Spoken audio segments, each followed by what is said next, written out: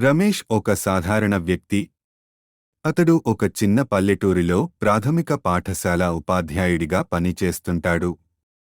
అతని జీవితంలో ప్రత్యేకం ఏమీ లేదు. తను చేసే పనిమీద నిబద్ధతతో ఉండడం, తాను ప్రేమించే పుస్తకాలతో గడపడం.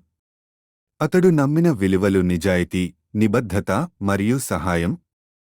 ఒకరోజు ఆ ఊరికి ఒక కొత్త వ్యక్తి వచ్చింది. ఆమె పేరు సుమా. ఆమె ఒక మాయగాళి. సుమ మాయలు చేయడంలో నిష్ణాతురాలు. ఆడపిల్లలు, చిన్న పిల్లలతో కలిసిపోవడం, వారి మనసును ఆకట్టుకోవడం ఆమెకు అలవాటు. ఆమె ఎప్పుడూ కొత్త ఊరికి వెళ్లి తన మ్యాజిక్ షో చేస్తూ జీవనం సాగిస్తుంది. రమేష్ మొదట సుమ మాయలను నమ్మడు. ఆమెను చూసినప్పుడల్లా అతడు అనుమానం కలిగిపోతుంటాడు. కాని ఊర్లోని చిన్న పిల్లలు సుమాను చూసి ఎంతో ఆనందపడుతున్నారు. సుమ తన మాయలతో పిల్లలతో ఆడిపాడుతూ వారి జీవితాలలో సంతోషాన్ని నింపుతుంది. ఒకరోజు సుమ తన మ్యాజిక్ షోలో ప్రత్యేకమైన ట్రిక్ చేసి రమేష్ కూడా ఆశ్చర్యపోయేలా చేస్తుంది.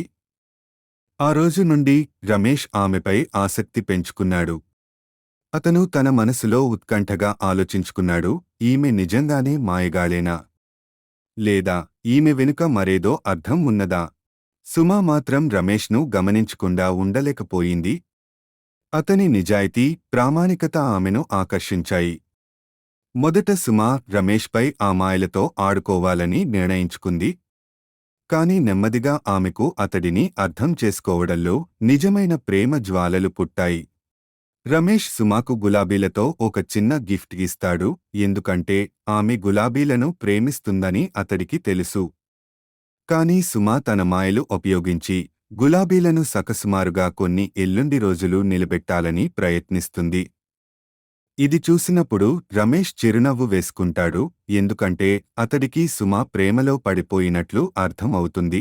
ఇద్దరూ స్నేహితులుగా మారారు. వారి మధ్య చిన్న చిన్న మాటలు, సందేహాలు మరియు నమ్మకాలపై చర్చలు జరుగుతాయి. సుమ తన మాయలు రమేష్ను మెప్పించడానికి